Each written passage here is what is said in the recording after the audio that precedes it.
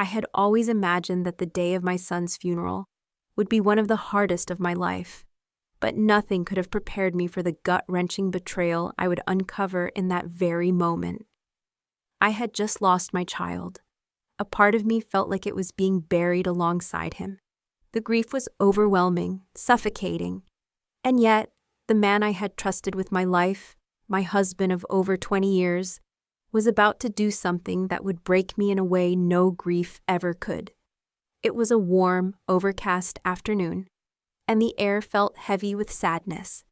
The church was filled with people who had come to say goodbye to our son, Lucas. Friends, relatives, colleagues, everyone was there to mourn with us. I could hardly make sense of the faces around me, their words of condolence falling on deaf ears. I just wanted to be left alone. My mind was spinning, my heart aching.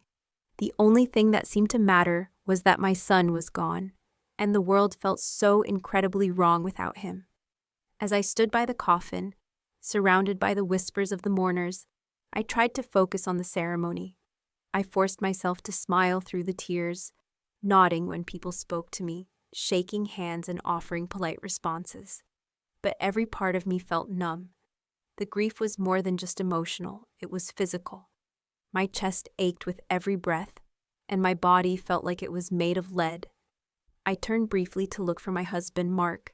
I needed him. He'd been distant lately, but I figured it was his way of processing his own pain. I didn't want to believe that there could be anything more to it. Not now, not in the face of our loss. But I had learned over the years to trust my instincts. There had been something off about him lately, a coldness, a distance in his eyes that I couldn't quite place. We had fought about small things, but nothing had seemed serious. The worst part was that I'd let it slide. I had hoped it was just stress, the kind that comes from losing a child. What I didn't know, what I had no idea about, was that something much darker was festering beneath the surface. I finally spotted Mark talking to some people by the door. His back was to me, and I was about to walk over when I overheard a conversation that would turn my world upside down. It wasn't loud, but the words were unmistakable, cutting through the noise of the funeral. "Yeah, I'll pick you up after," Mark was saying. "The place will be quiet once this is all over. We'll have some time alone." The woman's voice on the other end was too soft for me to hear, but Mark's next words were enough. "You know I'm not doing this for her. I'm just waiting for the right moment, and then I'm out. This whole thing, it's falling apart. But don't worry, everything's in place." I froze. My heart stopped beating, or at least it felt like it did. I couldn't believe what I was hearing. Was he seriously talking about leaving me, about carrying on with another woman while we were burying our son? In that moment, it all came crashing down. The reality that he had been seeing someone else for months, maybe even longer, while pretending to grieve with me, was too much to comprehend. I felt like the ground beneath me was giving way, like I was floating in a vast emptiness. I stood there, rooted to the spot, unable to move. The room felt too small, too suffocating. The faces around me blurred as I fought to keep myself together. But every word I had just heard was echoing in my mind. I'm waiting for the right moment. The right moment? Was my son's funeral the right moment? Was this the point at which my world was supposed to crumble completely? It didn't make sense. I wanted to scream, to cry, to demand answers, but I couldn't move. For a long moment, I just stood there, my eyes fixed on Mark, who was completely unaware that I had overheard his words. He was still talking, still laughing with others, as if nothing in the world had changed. I thought about walking up to him, confronting him right there, but something held me back. It was too much. The pain of losing Lucas was already too heavy. The betrayal in that moment felt like the final weight that would crush me. I had no idea what I was supposed to do. How could he betray me like this, right here, at our son's funeral? The anger inside me bubbled up, but it was almost like a distant thing, like I wasn't even in control of my own emotions. The shock was so overwhelming that it was like I was watching myself from outside my body. Somehow, I managed to pull myself together long enough to approach Mark, my husband, the man I had built a life with. He saw me coming and smiled, as if nothing was wrong. I had to fight to keep the tears from spilling over. I wanted to ask him why he had done this to me, why he had done this to our family, but I couldn't find the words. It was like the ground was too unstable beneath my feet, and everything I thought I knew about our life together was slipping through my fingers. He leaned in and whispered, "Everything okay? You look pale. You need to sit down." I shook my head, too overwhelmed to respond. I had no idea what I was supposed to say. What could I say when everything felt like it had been shattered beyond repair? The rest of the funeral passed in a blur. I tried to go through the motions, greeting people, offering condolences, but it all felt so meaningless. My mind was consumed with what I had overheard, and the anger inside me started to rise. The man I had loved and trusted had just shown me who he really was, and it was a person I didn't even recognize. When the service was over and people started to leave, I stayed behind, standing by Lucas's grave for what felt like hours. The weight of everything, the loss, the grief, the betrayal, was almost too much to bear. I wanted to scream, to tell everyone around me the truth, but I stayed silent. I knew that nothing would ever be the same again. The man I had loved for so long had just broken me, right in front of everyone I cared about. It was only later, when we were alone, when I faced him in the quiet of our home, that I realized how deep the betrayal went. But I wouldn't confront him yet. Not then. Not while the grief of losing our son was so raw. For now, I would hold my silence. But I would never forget the words I had overheard. And one day, I would make him pay for what he had done. But that was all in the future. For now, I stood there in the silence, looking out the window, realizing that the man I had married, the man who had stood by my side through so many trials, had just ripped away every shred of trust I had in him. And all I could do was stand there, shattered, as the weight of the truth slowly settled in. After the funeral, I thought I could escape it, the pain, the shock, the betrayal. Just for a little while, I wanted to forget it all. But it lingered, hanging over me like a thick fog that wouldn't clear. I went through the motions of returning home, closing the door behind me, and sitting down in the living room where Mark had always sat beside me. It was supposed to be our sanctuary, a place where we had weathered storms together. Instead, it felt hollow, like a lie. Mark had stayed distant that night, his eyes avoiding mine, but I wasn't ready to face him, not yet. The anger was still too raw, too fresh. I needed to understand everything, to piece together what had been happening behind my back, and why I hadn't seen it coming. How had I let this happen? How had I let him do this to me, right at the time when I needed him most? The next morning, as I sat in the quiet of the kitchen, I replayed the events in my mind. It was almost like watching someone else's life, as if I couldn't believe it was mine. Mark's words at the funeral still echoed in my mind, waiting for the right moment, and I couldn't shake the feeling that I had missed something huge. Was I that blind? How had I failed to see the signs? I thought about everything we had gone through, the late nights when he was working, or the times he'd been too tired for us to do anything together. How had I let him slip away from me without questioning it? There had always been moments, small moments, where I felt like something was off. There were times I would find his phone left unlocked, messages that seemed a little too sweet, or that smile he gave when he thought I wasn't looking. But I brushed it all off. He was busy, stressed, grieving with me, trying to hold everything together. At least that's what I kept telling myself. But now it was so obvious, too obvious in fact. I had ignored it because I didn't want to face the truth.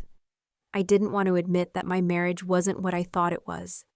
I remember the little arguments we had over the last few months, the way he would brush me off when I asked about his long hours at work, or how he seemed more distant than usual. It wasn't just the affair, it was everything that had been leading up to it. I had been too absorbed in my own grief, too focused on the pain of losing Lucas, to notice that Mark had already checked out. He wasn't just grieving, he was making plans. He had already made up his mind about leaving me, and I hadn't even seen it. I sat at the kitchen table, numb, staring at the empty space where Mark had been just hours earlier. The silence between us was deafening. I thought about all the sacrifices I had made for him, for us. The late nights I spent taking care of everything at home. The years I put my own dreams aside to make sure our family was okay. I had always put him first, always tried to be the best wife, the best partner. And yet, here I was, completely invisible in my own marriage. My heart ached as I thought about how little I mattered to him in the end. He had taken everything from me, not just our son, but my dignity, my trust, and my love. How had I become so insignificant? How had I allowed myself to be so used, so disregarded? The realization hit me like a ton of bricks. I wasn't just losing my son, I was losing my entire life. The betrayal wasn't just about the affair, it was about everything I had given him, everything I had believed in, only to find out it was all a lie. Mark had used me, not just emotionally, but financially too. How had I not seen that he was so far removed from the person I thought I knew? I could feel the weight of it pressing down on me, and it was suffocating. The anger was there, but the sadness was deeper, more pervasive. It wasn't just that he had cheated. It was that he had never truly loved me the way I loved him. I thought back to when we first met, how full of hope I had been, how in love I had felt. We had built a life together, a family, but over time, that love had faded. It was like I had been living in a fog, not realizing how much I had been sacrificing just to keep things together. And for what? So that he could betray me in the worst way possible. I spent the rest of the day alone, not knowing what to do with myself. I couldn't talk to my friends or family about it, not yet. The truth was still too raw, too fresh. But I couldn't pretend either. I couldn't pretend that everything was okay. I couldn't pretend that the man I had trusted, the man who was supposed to be my partner, had not just taken my heart and crushed it beneath his lies. And yet, the worst part was realizing that I had let him. The realization came crashing down on me in waves, and it was almost more than I could bear. I had been so caught up in trying to be the perfect wife, the perfect mother, that I had lost sight of myself. I had sacrificed everything for my family, only to be left with nothing. And as I sat there in the silence of my home, I knew one thing for sure. I could never go back to the way things were. He had taken everything from me, and now I was left to pick up the pieces of my own shattered life. I knew that this was just the beginning. The hurt, the anger, the disbelief. It was all just the start of something much bigger. I couldn't just let it go. I wouldn't. And in the quiet of that moment, I made a decision. I wasn't going to let him win. I wasn't going to let him destroy me. I was going to fight for my life, for my dignity, and for the justice I deserved. And though I didn't know how I would do it yet, I knew one thing. I would take back control. I would make him pay for what he had done. It took a few days for the full weight of everything to sink in. For a while, I had been floating through the motions, numb, detached from reality. But somewhere in the quiet of my grief, something began to shift inside of me. I could no longer be the woman who cried quietly in the corner, who allowed herself to be pushed aside and disregarded. I had spent years putting everyone else first, my family, my husband, my son. But now I realized that I had to start putting myself first. No one else would do it for me. I could feel a fire beginning to ignite within me. The anger that had been simmering beneath the surface was starting to grow into something much stronger, a force I hadn't known I had. I wasn't going to let this man, this stranger who had worn my husband's face for so long, define the rest of my life. I wasn't going to let the betrayal break me. If anything, it was going to fuel me. I had been too quiet for too long, too passive, too willing to ignore the cracks in our marriage, to accept the lies he fed me, but not anymore. I needed to take control, not just of my feelings, but of my future. The first step was clear. I was done letting him walk all over me. But beyond that, I had something he didn't: knowledge, power, and a skill set that could ruin him in ways he would never expect. I had worked for the IRS for years before staying home to raise Lucas. And in all that time, I'd learned more about the system than most people could ever imagine. I had an insider's understanding of the intricacies of tax law, financial loopholes, and most importantly, the ways in which people like Mark thought they could get away with things. I could see the cracks in the walls he had built around his shady business dealings, and I knew exactly how to tear them down. I thought about it for hours, running scenarios through my mind. What could I do to expose him, to take him down without him even seeing it coming? I had always trusted him, believed in him, but now I realized I had been living in a fog. Mark had used me, and he had done it with no remorse. He'd betrayed me with a cold heart, and I was done being his victim. I wasn't just going to file for divorce, let him walk away with everything we had built together, and let him move on to whatever life he planned with his new lover. That wasn't justice. No, I needed something more. I wanted him to feel what I felt: the weight of his lies, the depth of his betrayal. I wanted to destroy his life in the same way he had destroyed mine, methodically, carefully, and without mercy. So I started making calls. I dug through our financial records, piecing together the puzzle of his deceit. There were discrepancies in his business filings, unexplained deposits, and hidden accounts. The more I found, the more disgusted I became. I had suspected something was off, but seeing it laid out in black and white was even worse than I imagined. There it was, his double life, his lies, his hidden income. It was like I was uncovering pieces of a life I didn't even recognize. As I dug deeper, my resolve only grew stronger. This wasn't just about my marriage anymore. This was about the years of hard work I had put into keeping things together while he had been living his own life on the side. The years of sacrifices, of putting my own career and dreams on hold for him, all for nothing. I wasn't going to let him get away with it. Not now. Not ever. I began compiling all the evidence I could find. Tax returns, financial statements, emails. It was like a web of lies, one layer after another, all ready to be unraveled. It was no longer just a matter of emotional betrayal. It was financial fraud. Mark had been hiding income from the IRS, skimming money from his business, and making false claims. He had been playing the system, thinking he could get away with it. But now, I had the power to expose him for who he truly was. I knew what I had to do next.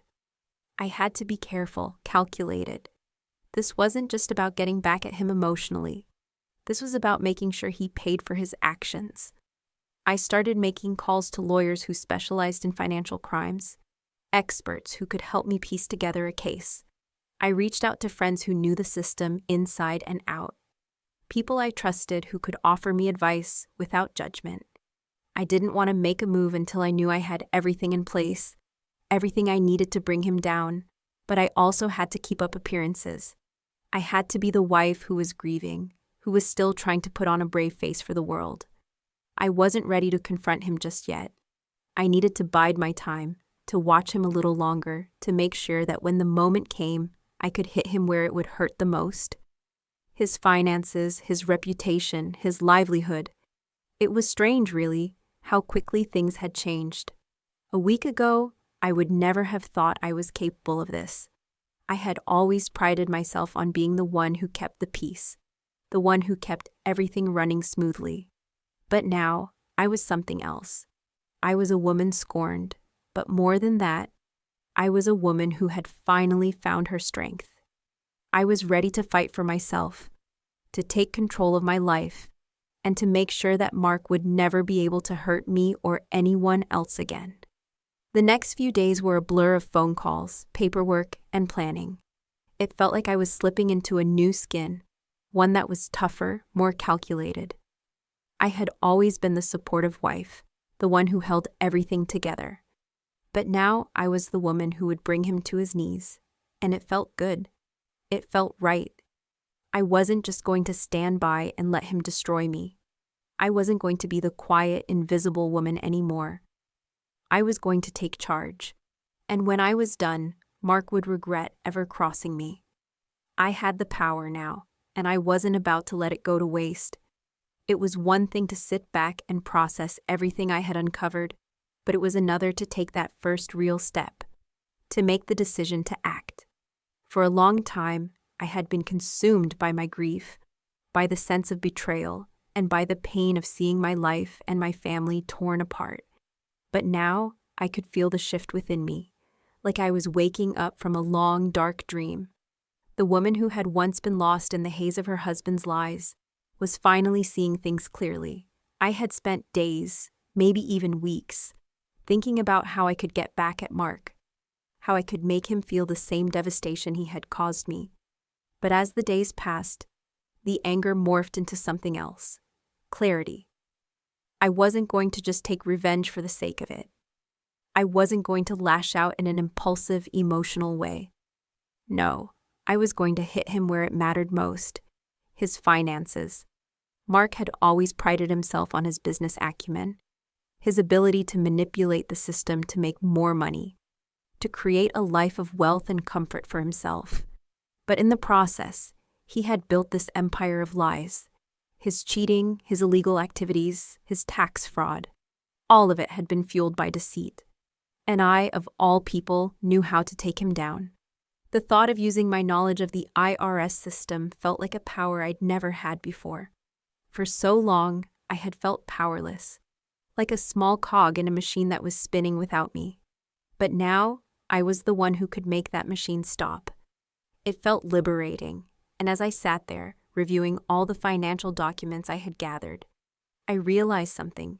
Mark had been living a double life, and I could expose him. I knew how the system worked, and I knew exactly where to look. I wasn't going to allow myself to be a passive observer in my own life any longer. This wasn't just about a marriage that had fallen apart. This was about justice. It was about ensuring that someone who had taken so much, emotionally, financially, would be held accountable. And it was about reclaiming my own sense of power and dignity. I looked at the folder of evidence I had compiled, the spreadsheets, the false tax returns, the hidden accounts, and I could feel the weight of my decision. There was no turning back now. I had crossed the line from merely surviving to actively fighting for my future. It was terrifying, but at the same time, it was invigorating. I was no longer the broken wife who had been cheated on. I was the woman who was about to take control of everything she had worked for, and I wasn't going to let Mark get away with it. The next step was critical. I needed to act, and I needed to do it strategically. I couldn't just go in guns blazing. I had to make sure everything was in place before I took any action. There were legal avenues I needed to explore, people I needed to talk to, lawyers, accountants, financial experts. I couldn't do this alone, but that didn't scare me anymore. I was done being scared. I called a few trusted attorneys I knew from my work in the IRS. One was a colleague from back in the day, someone I respected. I knew that reaching out to him would be the first step in formulating a plan that would lead to Mark's downfall.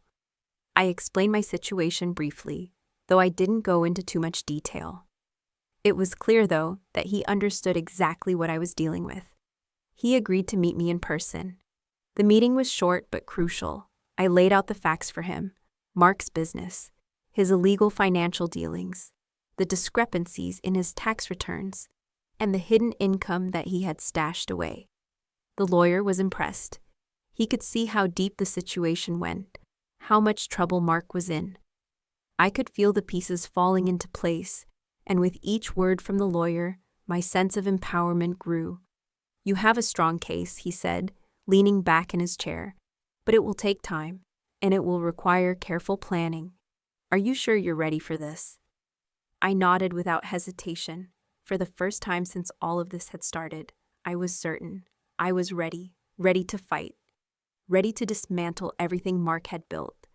The decision had been made, and I wasn't going to back down. I had spent so many years supporting him. sacrificing everything for his success. But now, I was going to take all that back. I was going to make sure he paid for everything he had done, both to me and to the system.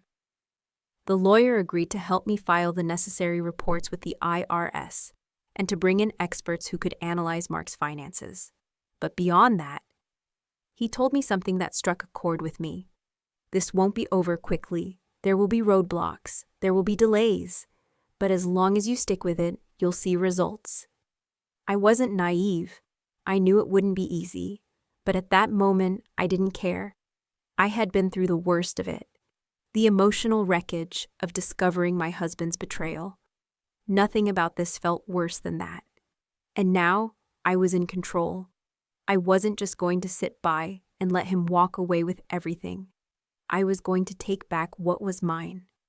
And I was going to ensure that he paid the price. I left that meeting with a sense of purpose that I hadn't felt in years.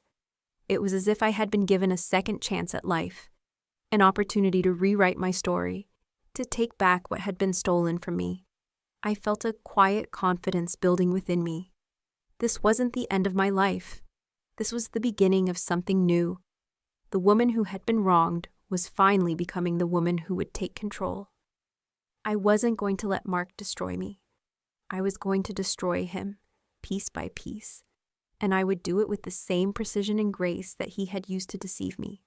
It wasn't revenge, it was justice. And it was about damn time.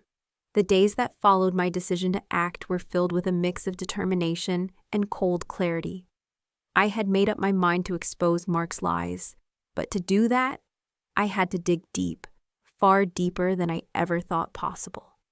I wasn't just going to let him slide by, protected by his charm and his status. No, I was going to find every little thing he'd buried, and I was going to bring it all to light. The truth was out there, hidden in plain sight, and it was up to me to uncover it. I knew Mark's financial world like the back of my hand. After all, we had built our lives around it. His business, the accounts we shared, the house, the lifestyle. We had always prided ourselves on being well off. Even if it wasn't flashy, I didn't think for a second that Mark was hiding anything illegal. But now, I knew better. There had been too many signs, too many inconsistencies, for me to ignore. I knew there were things he had been hiding, things I had overlooked before, blinded by my trust in him. It started with his business dealings. I had always assumed everything was above board, especially with how successful his company had become. But as I sifted through old financial statements, tax returns, and emails, documents I knew by heart, I began to notice discrepancies. Numbers didn't add up. Receipts I remembered weren't recorded properly. And then there were the sudden, unexplained payments to offshore accounts. Mark had been funneling money into these accounts for years, money that was never accounted for in his personal finances or his business expenses. It took me several days to piece together the puzzle. I wasn't a financial expert, but I was no stranger to numbers.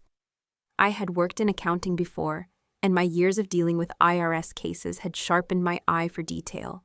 I knew exactly what I was looking for, and each discovery felt like a slow, deliberate unraveling of Mark's carefully constructed empire of lies. I started pulling up documents from our joint accounts, combing through the little things, the credit card statements, the business loan applications, even the canceled checks. As I flipped through page after page, the truth became undeniable. Mark had been hiding not just income, but also large sums of cash that he had stashed away in various accounts. There were shady transactions, underreported earnings, and payments made to individuals whose names I didn't recognize. None of it reported to the IRS. But the most incriminating evidence came from the tax filings. I pulled up the documents he had submitted to the IRS in the past few years. I knew these forms, knew the questions, knew the loopholes. But there it was, the glaring lie. He had understated his earnings by hundreds of thousands of dollars, claiming false deductions to lower his taxable income. And it didn't stop there. I found multiple discrepancies involving his business, false business expenses, ghost invoices, payments made under the table to suppliers, and multiple accounts that didn't appear on any of the company's official records. I couldn't breathe. The weight of it hit me all at once. My husband had been living a double life, not just with his affair, but with his financial dealings. He had been getting away with all of this for years, using his charm, his influence, and his connections to cover his tracks. And here I was, on the outside, having no clue. I had trusted him. I had believed in him. But now, the truth was undeniable. As I continued to dig, I began to feel a strange sense of power creeping up inside me. It wasn't the anger I had expected to feel, but something much stronger: control. Every document I uncovered, every hidden account I exposed, felt like a small victory. I wasn't just finding dirt on Mark. I was uncovering the foundation of his betrayal, the system he had built to cheat, to steal, and to lie. I realized that he had been treating me like a fool for so long, but now I was the one with the upper hand. I decided to make a list. Each discovery had to be cataloged, organized, and cross-checked. I had to make sure I had everything in order before I moved forward. I wasn't going to just throw accusations around. No, I was going to bring evidence, concrete proof that Mark had been living a life of deceit. I had the ammunition I needed, and I wasn't going to waste it. But even with all this information, I knew it wasn't enough yet. Mark had an army of lawyers, accountants, and professionals who would cover up his tracks. I needed more. I needed to dig even deeper, find that one piece of evidence that would tie everything together, the smoking gun that no one could dispute. Then, one afternoon, it came. I was sifting through his business records when I found a stack of emails between Mark and a man I didn't recognize. The conversation was casual at first, but as I read on, my stomach dropped. It was clear they were discussing a large sum of money that had been paid out of one of Mark's off-the-books accounts. But it wasn't just the amount that caught my attention, it was the mention of fixing something. The words audit and IRS were scattered throughout the exchange. That was it. The final piece of the puzzle. Mark had been actively covering up his tax fraud, using his business connections to manipulate his financial records. This was more than just personal betrayal. This was a criminal enterprise. As I stared at the email chain in front of me, I could feel the weight of the decision pressing on me. I had everything I needed. Mark had crossed the line in so many ways, and now it was time to hold him accountable. He had betrayed me, yes, but he had also betrayed the law, and I was going to make sure he paid for it. I spent the next few days carefully compiling everything, gathering all the evidence, organizing the documents, and ensuring that I had everything in place. I knew what had to come next. The IRS had to be involved. I had the proof, and I was going to make sure that Mark's empire came crashing down. No more hiding, no more lies. The truth was out there, and it was mine to expose. I had the truth in front of me now. Mark's lies, his deceit, all laid bare across pages and screens. The evidence was overwhelming, but I wasn't going to rush. I had spent years married to a man who had carefully built a life based on manipulation and control. I wasn't going to give him the satisfaction of seeing me flounder. No, if I was going to destroy him, it was going to be with precision and strategy.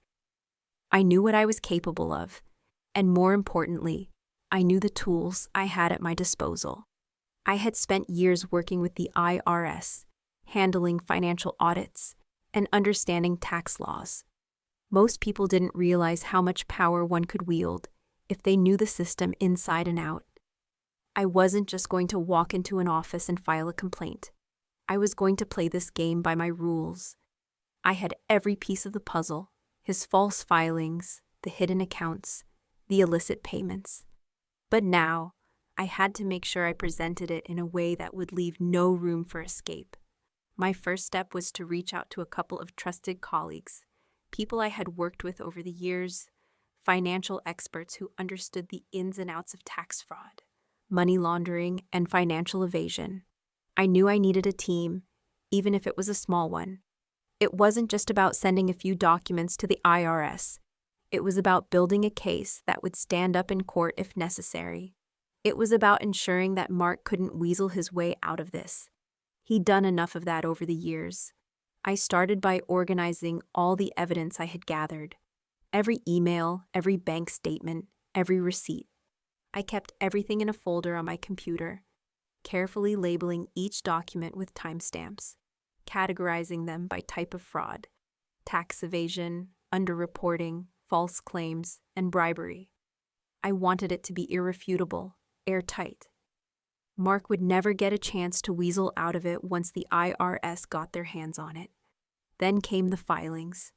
I knew I could trigger an audit with the right kind of submission. If I flagged the right discrepancies in his tax returns, the IRS would have no choice but to investigate further. I wasn't going to make it easy for them either. I had seen too many cases where the IRS had missed things, cases where they'd only caught the surface-level issues. I wasn't going to let that happen to Mark. One evening, after the kids had gone to bed and the house was quiet, I sat down with a stack of tax forms, copies of Mark's financials, and my computer. The filing process was meticulous, each line filled out with precision. I flagged the discrepancies I had found and added my own notes where necessary. I had learned over the years that the IRS wasn't just looking for blatant fraud. They were looking for patterns, red flags that indicated a larger issue. I made sure those red flags were everywhere in Mark's returns. I didn't just report Mark's underreported income. I also flagged the offshore accounts, the shell companies, the phony invoices, and the unreported payments to his business partners. I listed the false deductions and over-reported expenses, all of which had been designed to lower his tax liability. If I did this right, Mark's entire financial empire would collapse. His business, his assets, even his reputation, all of it would be destroyed. But I knew I couldn't do this alone. I needed help navigating the bureaucratic labyrinth of the IRS. I called in an old friend of mine, Rachel, who had been an IRS auditor for years. I didn't trust many people with something this sensitive, but Rachel had always been someone I could rely on. She'd always had a no-nonsense attitude, and she knew the system better than anyone I knew. When I explained what was going on, she didn't hesitate. "You're doing the right thing, Sarah," she said over the phone. "I'll make sure everything is handled properly. I'll help you submit the reports, but you need to be careful. Mark's not someone to underestimate. He'll fight this, and he'll use everything he has to protect himself." I appreciated Rachel's caution, but at that point, I didn't care how hard Mark fought. I was done being the silent, ignored wife. I was done pretending everything was okay when I knew the truth. Mark had used me, betrayed me, and lied to me. Now it was time to take back control. With Rachel's help, we submitted the reports to the IRS. We flagged every discrepancy, every shady transaction, every illegal financial move Mark had made over the past few years. It was like sending a bomb into his carefully constructed world. I knew it wouldn't be an immediate process, but I also knew it was only a matter of time before the IRS took notice. The next few weeks were agonizing. I was on edge, constantly checking my phone and email, waiting for any indication that Mark had caught wind of what was coming. But I stayed calm. I kept my emotions in check. I couldn't let him see me sweat. If I was going to bring him down, I had to do it with patience and precision. And then, one day, I got the call. Rachel's voice was on the other end, steady but with an edge of excitement. "The IRS is going to start an audit," she told me. "They flagged everything. They'll be reaching out to you soon for additional documentation. Mark's in trouble." I felt a strange sense of satisfaction wash over me. It wasn't about revenge. It wasn't about making Mark suffer. It was about justice, about righting the wrongs he had done. Not just to me, but to everyone he had deceived. I wasn't going to let him get away with this. He had built his empire on lies, but now I was the one holding the keys to his downfall. The strategy was in motion now. I couldn't stop it, And deep down, I knew that Mark's world was about to come crashing down. It was inevitable. Mark knew. I don't know how he found out, but the moment I saw him standing in front of me that evening, I could tell that the pieces had fallen into place. The color had drained from his face, and there was a certain wariness in his eyes that hadn't been there before. He'd always been confident, cocky even, but now he was different. It wasn't fear exactly, but the realization that his entire world was crumbling under his feet. That much was clear. I'd been bracing myself for this moment for weeks, but nothing could prepare me for how it would feel to finally look him in the eyes and confront him. The man who had lied to me for so long. The man who had cheated, deceived, and betrayed me not just once, but countless times. I had built up my strength, emotionally and mentally, and now it was time to put all that resolve to the test. "Sarah," he began, his voice tight, trying to sound calm but failing miserably. "What is this all about? I mean, what's going on with all these reports to the IRS? Why are you doing this?" I didn't answer right away. I just stared at him, taking in the man who had once been the center of my world. I saw all the flaws now, the manipulations, the evasions, the way he'd always used his charm to get out of trouble. But I wasn't the naive woman who had married him anymore. I was someone entirely different, stronger, wiser, and now I had the upper hand. I waited a moment longer, making him stew in the silence. It was almost too easy to see how desperate he was, desperate to make me feel guilty, desperate to make me back down. But I wasn't going to fall for it, not anymore. "I'm doing this because you deserve to pay for what you've done, Mark," I said slowly, each word calculated, deliberate. "And you're going to pay," he scoffed, though I could tell it was an empty response. "I don't know what you're talking about," he muttered. "This is all just—" "Don't pretend, Mark," I cut him off sharply, not giving him the chance to spin his usual lies. "I know everything. The hidden accounts, the false filings, the bribes, the money you've been skimming off the top, the way you've been lying to the IRS, to me, to everyone we know. You've been playing this game for years, and I finally figured it out." His face twisted, his jaw clenched, and for a split second, I saw the man I had once known, angry, violent, defiant. It took everything in me not to recoil, to stay strong in the face of his fury. "I don't know where you got this nonsense," he spat, his voice rising, "but I'll make sure you regret this. You think you can just turn everything upside down with some stupid reports? You have no idea who you're messing with." I took a slow, steady breath, refusing to let his anger rattle me. "Oh, I know exactly who I'm messing with," I said, my voice low but steady. "You're a liar, Mark. You've always been a liar. You lied to me, you lied to our son, and you've been lying to everyone around you. And I'm done with it. I'm done being your doormat. I'm done being the one who just accepts all of this." His face darkened, and for a moment, I thought he might actually lash out at me. He stepped closer, but I didn't flinch. I stood my ground, my body straight and firm. "You don't scare me anymore," I said, locking eyes with him. "You can't intimidate me, you can't control me, and you definitely can't control what's about to happen to you." He hesitated, seemingly unsure of what to say next. He shifted uncomfortably, then ran a hand through his hair, the first real sign of weakness I'd seen from him in years. "You think this is going to ruin me?" he said, after a long silence, his voice quieter now, almost pleading. "This is all just a misunderstanding. We can fix this, Sarah. Just let it go. Let me fix it. You don't have to do this." It was a last-ditch effort. I could see it now. He was trying to play the victim, trying to manipulate me into backing down, to go back to the way things were. But I had already made up my mind.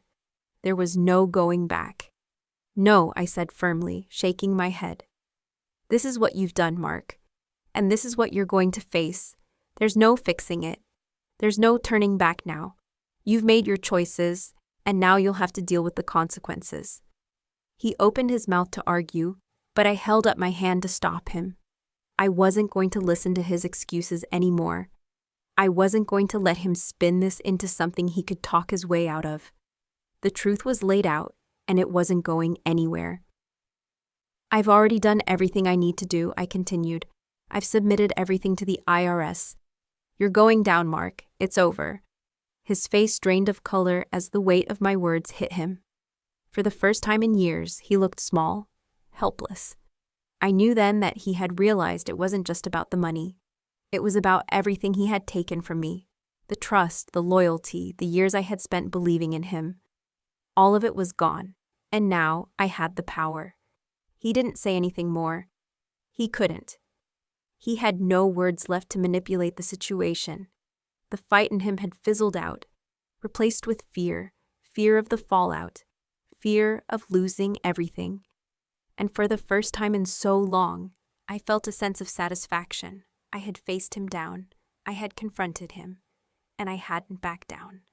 I had taken control of my life again, and I was going to make sure he knew exactly what that meant. As I turned to leave the room, I heard him call out weakly behind me, but I didn't stop. I didn't look back. I was done with him. The past was gone, and from that moment on, I was free. It had been weeks since the confrontation, and every day felt like a slow, deliberate countdown. I kept reminding myself that I was doing the right thing. But there were moments, quiet moments, when doubt crept in. What if I was too harsh? What if I was destroying everything? But then I'd remember the hurt, the betrayal, and how it had all led me to this point. I had no choice but to finish what I had started. The legal proceedings had been a blur, but the results were undeniable. Mark's world was crumbling, bit by bit. The IRS had launched a full-scale investigation into his finances. His business, his pride and joy, was under the microscope. And it wasn't just the financial misdeeds he had hidden for years. It was the fraud, the under-the-table deals, and the lies that had fueled everything. It wasn't just about money anymore. It was about justice. I sat in my lawyer's office one afternoon, my fingers tracing the papers before me. They were final, the documents that sealed his fate. The case was almost closed. He had no way out, no back door to sneak through. Every financial misstep he'd made was now public, and the penalties were severe. His business assets were frozen, his bank accounts were seized, and his reputation was shattered. There was no escaping it. When the investigators found out about the off-the-books income and hidden assets he'd been siphoning away, it didn't take long for everything to spiral. He had been so sure of himself before, convinced that his charm and wealth could cover up every sin. But now his empire was gone. The business that had once made him the successful, untouchable man he thought he was had been dismantled piece by piece. It was all coming apart in front of his eyes.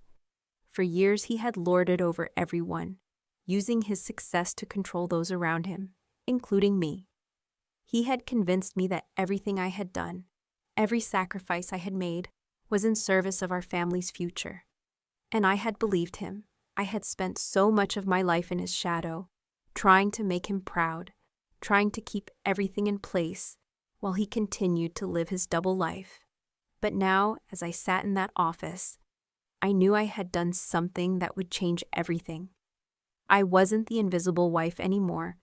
I wasn't the woman who just cleaned up the messes and smiled through the pain. I was the one calling the shots. I was the one who had taken control of my life and my future. And in that moment, I couldn't help but feel a surge of pride. This was my victory. Mark didn't know the full extent of what was coming. The IRS had kept him in the dark, and it was all unfolding behind the scenes. But I knew I had watched it all happen, step by step. He had been trying so desperately to protect himself, to maintain his position of power, but his lies had caught up with him. And now, as the legal consequences hit him one after the other, I couldn't help but feel a sense of satisfaction. He was a man who had gotten away with too much for too long. He had hurt so many people, his employees, his business partners, his family. But now it was all coming back to him. The cold, hard truth that he couldn't escape. The money he had hidden, the taxes he had evaded, the lies he had built his life on. None of it mattered anymore. It was all coming down. I heard from the lawyer a few days later. Mark's assets had been completely frozen. His business had been seized. The IRS was coming for him, and there was no way out. The penalties for tax evasion alone would bankrupt him. His reputation was shot, and he had no chance of getting it back. It was a slow, painful unraveling, and I knew that it was only the beginning. When I saw him next, he was a shell of the man I had once known. The cocky, confident man who had always seemed untouchable was now pleading. I wasn't sure if he was trying to save himself or if he thought he could appeal to my sympathy, but there was nothing left to save. He had crossed too many lines. I had given him so many chances, and he had thrown them all away. This was his final reckoning, and I wasn't about to let him back into my life. Mark had no idea what he was in for. He had always thought he could handle any situation, but the truth was, his empire had been built on sand. Now it was collapsing.